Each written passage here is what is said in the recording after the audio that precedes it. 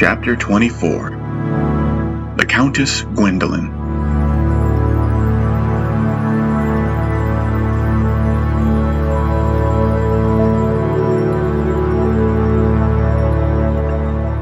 I went to bed most days feeling a fracture in my heart. Still, this problem of my predicament and my search for an answer.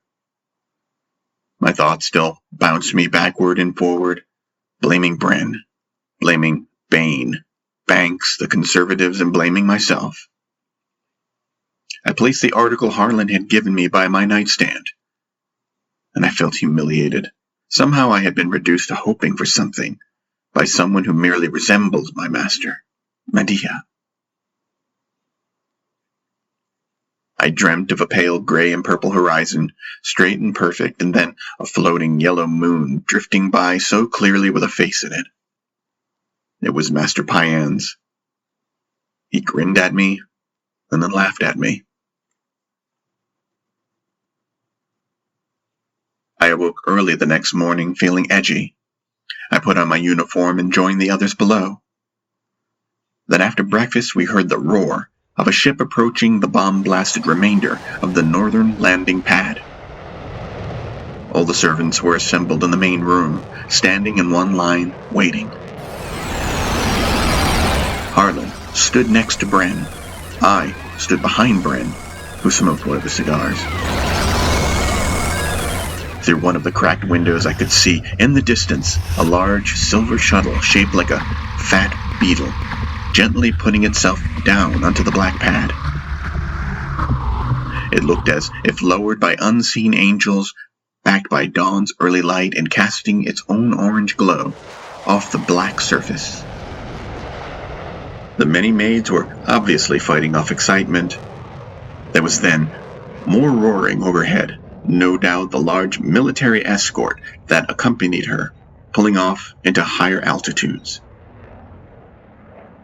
Harlan barked a few orders to the maids to prepare this and that they missed this or missed that, and in moments we all went outside in formation to await the entrance of the Countess and her personal servants. She stepped out, helped by her maid. Another manservant and Harlan began to remove the baggage from the car. Lady Gwendolyn was a tall woman. Her hair was no longer the deep brown of her portrait, but gray.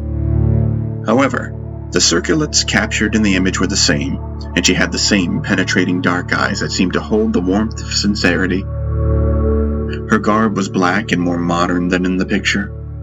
A simple skirt, long black boots formed by strong legs, and a high and folded collar military jacket over which a modest navy blue cape was fastened by a golden Danish star and cross. The cape was draped across one shoulder. She wore a modest hat, a navy blue beret of sorts. Her eyes were deep and serious. She slowly walked, acknowledging all of her staff members with a grin, each curtsying according to their custom. She then took Harlan's hand and patted his shoulder before arriving, finally, at Bren. She beamed at him, pressing an open hand on her nephew's stomach and the other on his shoulder. She leaned his way affectionately. They laughed and embraced, and Bren kissed her cheek. She took the cigar from him and smoked herself. She let out the smoke with a sigh. Though nice, not a Palgalian stogie. Hello, nephew, she said to Bren quietly. The servants began to circle around.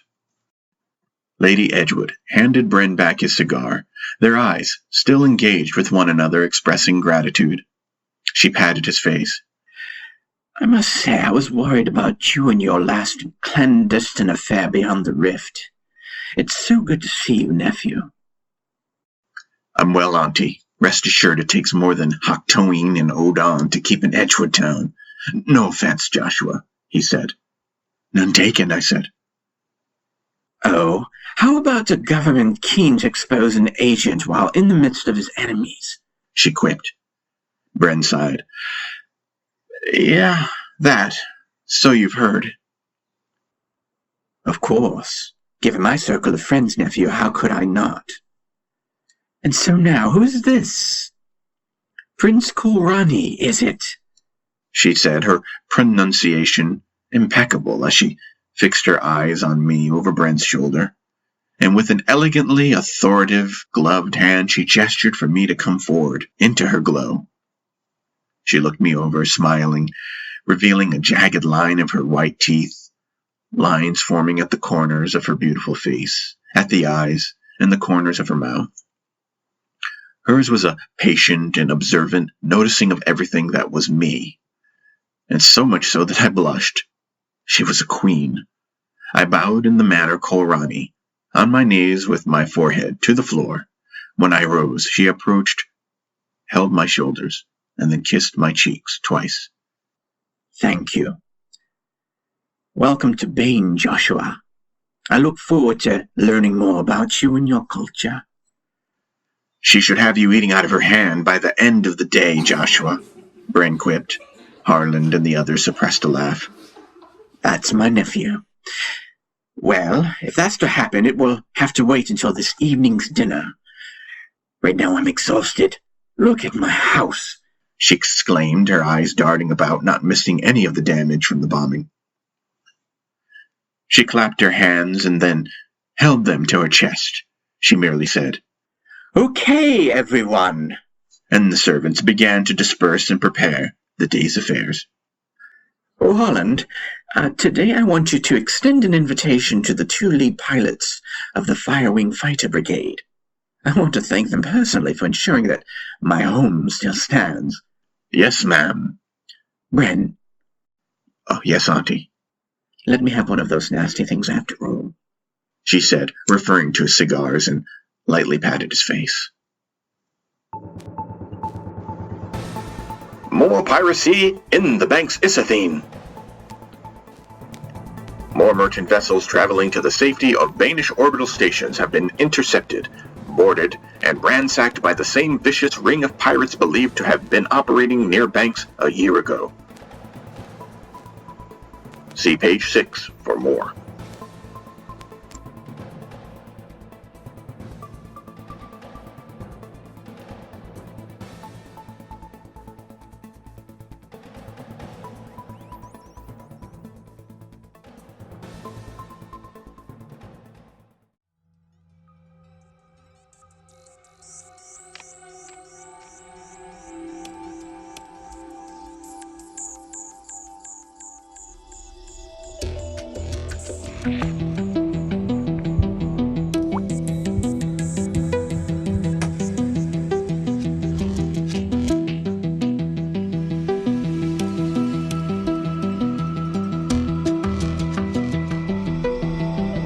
Chapter 25. Red Carridian.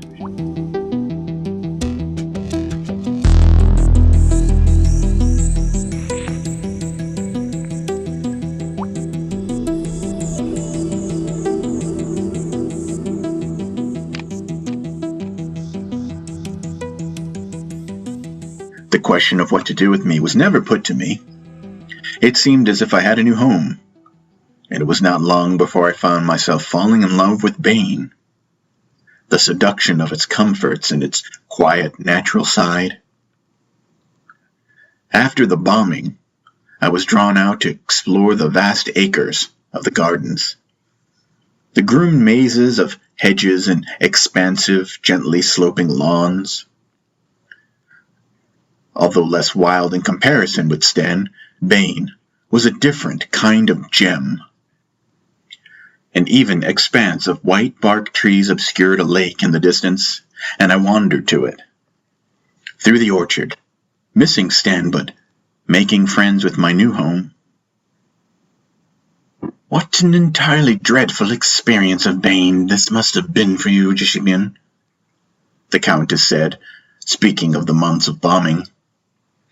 I must admit I've only experienced Paen mainly through the windows of your home, I replied. Well, now that Paen has pushed ahead in its struggle, depending on how long it lasts, I hope you could see more, she said. The dinner conversation pushed on to the effort to liberate Arcana, a precious outpost world taken by their enemies, my enemy. Then talk moved on to how to guard Bane from not only the Trikes, but from enemies within. As Bren explained to me, sipping water from the edges of a crystal glass, Trican intentions were to reduce every city to rubble on Bane. I think the next time they'll be bringing their nukes, Red Carridian, the fighter pilot in a guest said. There's no profit in that, Bren said, his eyes looking over his specs. He wore a crisp white shirt and over that a navy blue vest. He hung his jacket on the back of his chair over the protest of the Countess. They are, after all, in the colonial business, as are we. You mean the same business as Paljal, the Countess corrected him, making her position clear to the two men seated at her table. The other man was also a pilot, a hero, the two of them Jolelians. I detected from the pilot a certain reluctance to take the bait. They were obviously protecting themselves. Whatever the Countess and Bren were doing seemed to be working. As more wine was poured and the two kept the conversation controversial. Though she was a blood cousin to the crown, the member of a favored family that co-governed Tel Alal with two other families, the Countess was working to distance herself from Paljal, King Dafil. In time, Bren hinted to me that a plot was slowly simmering, and so I saw the Countess was obviously gathering support for all those involved. She only had a ground force, a formidable army traditionally used to keep Tel Alal in line in the name of the Dafils. She was letting these pilots know that with Jolelian support, her forces could invade Paljal now that the Gold Fleet had transported much of the King's ground forces to my planet, to Sten.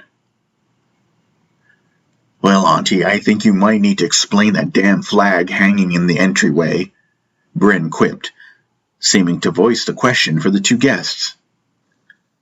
Only as a sign of solidarity, Bren, Lady Gwen protested. Would you rather I openly raise resistance colors? Her emphasis made a definite impression on Red Carridian, who nodded his head and gazed with narrowed eyes, as if reading between the lines. The other man, Wing Commander Ash, was only sweating. Earlier, before coming down for dinner as I dressed into my uniform, Bren said, Another game of planting seeds. When I asked what he meant by that, he said, Jolel is only loyal to the crown because of our family. If this is true, we may have leverage when the moment is right. Of course, now the war is of utmost importance, but an opportunity has arisen. I looked at myself in my neat blue formals, admiring the concise edges of the Mandarin-style collar that was decorated with two golden crests, and I noted the pride within myself was that of the same idiot who felt a sense of belonging in holding his first Khoorhani dagger while back on Sten. I admired the chandelier over the set dinner table. It was constructed of 3 tiers of white crystal candle holders extending from the golden bases. Each base was draped with strings of pearls that fanned out to each candle holder, underneath which hung large teardrop-shaped crystals strung together and hanging over the ornate golden centerpiece before us. The servants served a fine dinner. The fireplaces were lit, and the Countess's presence made the room glow with her hospitality. Mr. Carridian, she said. Oi, ma'am. Please, call me Red, the pilot said. His superior officer, Commander Ash, rolled his eyes. The pilots were dressed in the formal Jolelian attire, beige jackets, dark green kilts, brown folded over in low-cut boots, flannel sashes across their chests. Red's hair, a striking mohawk, was the color of his namesake, nearly bright orange and lopped over to one side of his head. The left side was short, partly shaven but in a clever checkered pattern of red stubble. "Tell me, Red, were you born on the new moon?" "Aye, I was. Funny, 'tis not such a new moon to me anymore. At least to me. It's a bit odd for me to hear it referred to that way," he said, a bit riled. "Please forgive my old-fashioned conventions. I do realize that phrase seems to imply Jolel is still but a child. A testament to the Dorfeel's blind sentimentality, I think. You know, our family settled here, in Tel El, hundreds of years ago, and I find it difficult to parallel my thinking with that of the Western continent," she said, drawing an audible chuckle from both pilots. She had obviously captured their attention. "But sometimes an old phrase such as new moon slips out of me like an old relic, not properly done away with." She said this so delicately, but with such control so as not to veil her message to them. "So, Wing Commander, Lieutenant Major, you must make a better impression of me in your reports to our Jolelian officials, if you know my meaning." The room was then dead silent. "Well, I must again thank you for your bravery and for having saved our house in that savage attack," the Countess said. "'Tis no problem, Mum. Where I come from, the name Edgewood is a household name. If there is a high house to defend, it is yours, Mum," he said, and I could hear he was testing her. His commanding officer whispered in his ear to say no more. "Thank you, Red," Lady Gwendolyn said. The male servants began to remove the emptied plates before us and serve us dessert. "That is not to say there is a noble house not worth protecting, Your Grace," Commander Ash said. "Oh, there are a few," Red shot angrily. The Countess began to laugh and then said, "I actually agree, Mr. Carridian." Red, "Please, speak freely. We are not in pal-jal, men. You know from our history that the Edgewoods do not shy away from political discomforts, or avoid the truth that change is upon us. The question is who, besides the rest of the houses of Tel El, will stand with us?" And she pressed her deep brown gaze at them, her position now revealed. Wing Commander Ash's eyes bulged as he glistened with sweat. He stood up, shocked. "I say, this is mad. We are in the middle of—" "Walter, sit down. For all your tavern talk, here it is, man. It's your moment. It's coming right at you," Carridian said. Walter Ash sat down, blinking in disbelief, but in listening to Red, he managed to say, "Well, for one, House Edgewood has always supported the outposts over the centuries. Pal-jal only extracts from us like we don't have a say, or we never will." He paused a moment, cleared his throat upon considering what was presented, sighed, and then the commander said, "Well, forgive my queasiness. I say, Your Grace, that you have my support." He raised his glass. The conspirators then drank more wine. They erupted with laughter and engaged one another in a conversation that went on for hours. After finishing dessert, shirt buttons undone, cuffs loosened, and elbows on the cleared table, the sun dipping below the horizon as seen through the high windows, all were smoking cigars, including myself. And you'll read in the papers and online scripts of how General Mallory is this big pal-jallion when we all know, Bran went on, That he was born on the new moon, the Countess finished the joke, blowing out a cloud of cigar smoke into the air. Oi, a fucking Joel, like me and him. Red went off, marking the Countess's nodding in agreement. My heart goes out to those poor bastards at Arcana, Bren said. We should have been there in 40 and 41 like we were supposed to be, Walter Ash added. Nay, we had to guard our feels ass. If you'll pardon me, ma'am, Red added. Not at all, Lieutenant. The Countess shifted in her chair, took up her wine glass, sighed, and almost whimsically added, You know, the Dorfields sent the Edgewards to Tell-it-all centuries ago because we were a threat, and not because, as revisionist history retells the story, that it was some great honor for us to secure their power. Yeah, I know, and with all the male heirs dead in past wars, I figured you was no threat to claim the crown. Oi, Red slurred, but then he caught himself. Oh, I'm sorry for that. Oh, I'm drunk, he spewed. No. You are quite right, Lady Gwen said, grinning, a flash of the bottom row of teeth. But of course now that we have entered the Second Interplanetary War, they might not be prepared for such potentialities, she said, winking. The message received, both men's eyes serious as they gazed upon the zeal of Lady Gwen. Well, you've got my plane already, ma'am, Red said. And I believe you already have Jol-El, the commander said. After the uncomfortable silence, the Countess said, Well, of course time will tell. The other houses are weighing it. In the meantime, you men must simply come back to our homes soon.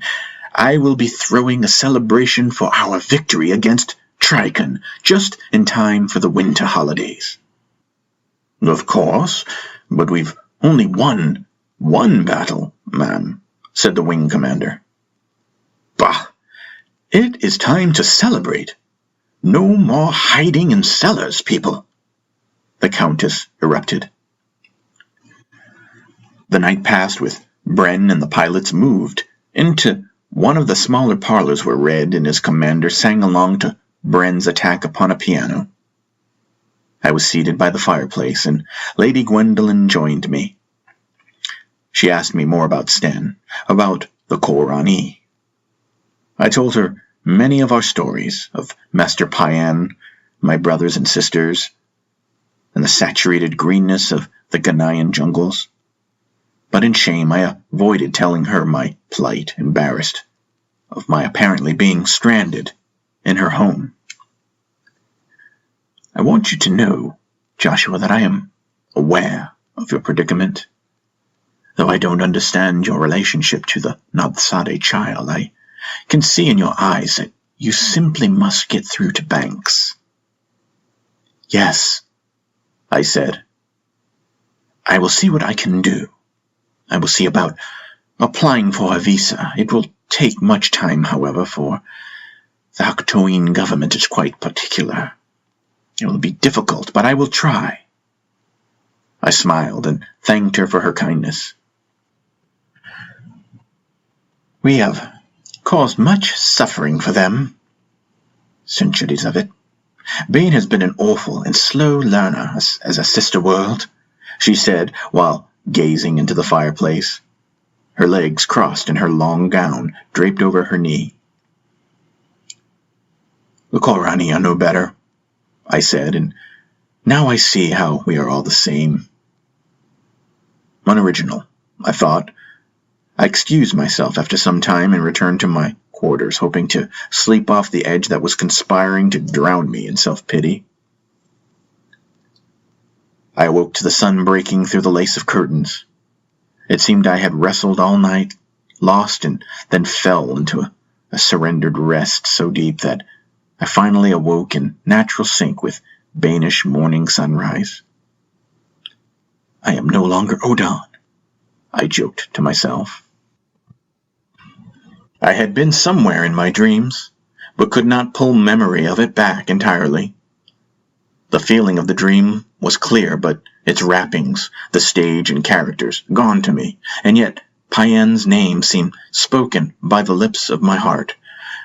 I knew I had dreamed of him, and a flash of imagery came to me, tree branches reaching across white infinity. As I lay in bed, I wondered, why was I here? How in the world did I find myself on this particular track? I knew Paen suggested in my dream, and with humor, that I not worry so, that I not tear at myself as I did, but with each blink of an eye in which my surroundings registered to me, the dark wedge of space put distance between me and my goal. Indeed, made a taunting mockery of my goal to reach Medea, reminded me this failure was all mine. Then I recalled more imagery of my dream, of Master Paen's teasing laughter, a floating comical face, and the moon passing by against a surreal sky. I rose out of bed, looked into the mirror over my bureau, and saw my reflection, my boyish features, my shoulder length, dark green and still slightly singed brown dreadlocks. Behind me, in the reflection, was my new jeweled womb of pain that kept me in the infantile warmth of ignorance and fear of life, the warmth of colonial promises, of safe and decorated rooms. I knew all this was enjoyed at the expense of slaves unseen to me. I was gripped by a sudden nausea. My eyes seemed dark and bloodshot. I put on clothes, my new boots, and went out alone, exploring the outside of the manor. I walked in the lush, cultivated gardens, no longer seeing only the deep, incendiary craters of shelling, but the nature of Bane, its calmer aspects. Exquisitely sculpted hedge mazes, hummingbirds, beautiful daffodils, and roses, and the coloring of the maple orchards beneath the glow of sunrise. On the way back, I noticed the 2 Jolelian pilots' copper jets at the front of the house. The 2 small forms were parked diagonally and backed by the autumn leaves of the trees behind them. I went to them, inspecting them, fascinated by the symmetry of their mechanics. I trailed my fingers along cables, bolts, rods, and imagined how such an amazing thing could have been conceptualized. Red caught me out on the landing pad as I studied the plane, its sleek lines perfect, a gray metal bird with a pronounced snub end of its wide, hollow, and copper nose. I had been there for hours, thinking to myself as I studied the fighter, an impressive predator bird. I fantasized about taking off in it and traveling beyond Banks's shield. I turned to see Red's approach, his thin form against the green fields and the house in the distance, only to get something thrown into my face. It was heavy, beige overalls like those he was wearing, which were padded at the shoulders, knees, and chest. A flight suit. He held a perverse-looking helmet beneath his arm. It was red, shiny like a child's toy, and with the faceplate painted over with an obnoxious yellow smiley face. Red's swagger and confidence spoke of his professionalism, whereas everything else about him seemed a play of complete and utter rebellion. "Oi! Suit yourself up, Joshua! You need some jetting up!" he yelled. "Huh?" I asked. "Come on, put 'em on, I'll take you up." He had a strong, freshly shaven jawline which was pronounced as he chewed on his gum, and he had a sharp look of morning espresso about him, no signs of a hangover. He seemed intent on flying with or without me, his orange eyebrows raised over the top of his mirrored sunglasses as he waited for my response. "Really?" I asked. "Yeah. Oh, quick, run!" he snapped as he chewed. "With no bombers, this place bores me to fucking tears, it does. Time to play." Grinning, I hurriedly changed on the pad as Red climbed the stepladder to the cockpit. I sat on the back portion of the canopy, looking at the back of Red's chair. The jet rocketed, and Red veered the dart to the right so hard that I was pressed into a small corner of my own chair. The speed, unfathomable, as Red rolled the craft round and round. My view from the plastic cockpit changing from sky to treetops, sky to treetops.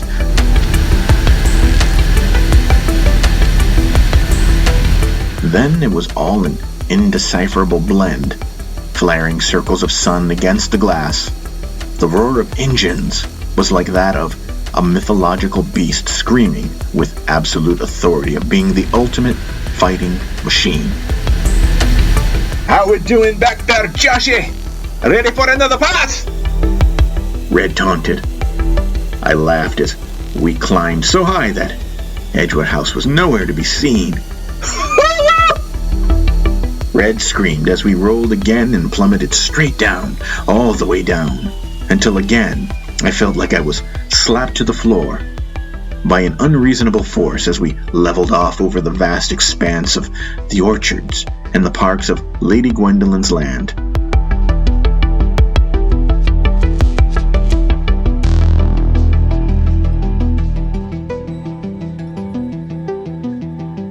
I could see right through the branches of trees as Red zigged and zagged the fighter until a final zag softened into a strong and mellow pulling upward back into the clouds. "You're not gonna puke now, are you?" "No!" I screamed. I laughed. Now that's what makes her scream. You know what I mean, Joshua? "Yes, this is awesome, more!" I yelled, my heart beating with life. "Now that's the spirit!"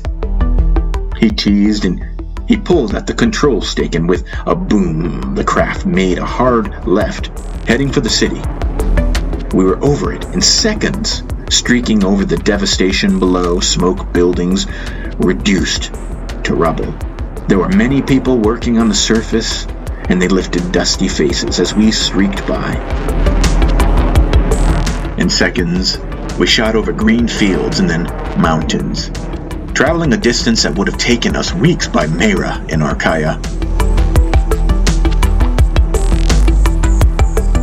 Red rolled the dart and then banked left, showing me a wide expanse of ocean that the mountains wrapped around. He dove and my heart leapt out of my mouth as he streaked over the top of the water, sending up vapor behind us, the cabin shaking violently as he maneuvered it like a bird of prey trying to outmaneuver its rival. I then heard on his radio, J41, you are not authorized to fly in this area. Repeat, you are not authorized. Land your jet now or... Or what? Yeah, pencil-pushing bastard, Red quipped between chomps of his jutting jaw against worn chewing gum. Carridian, you land that jet now or... Red switched off the radio and sighed. Well, lad, party's over. He then brought her back up, punched the engines again with a loud boom, and in 20 minutes we were back over the pad. Red engaged the landing thrusters to set her down right next to his commander, who was seen below, shouting at Red, pointing for him to land this instant. Red popped open the canopy and began to climb out. I excitedly started out after him. Oh, for Christ's sakes! Couldn't you have kept it together for one more bloody day? Commander Ash asked. This gig's getting old, Walter, Red snapped. I need a drink. How about you?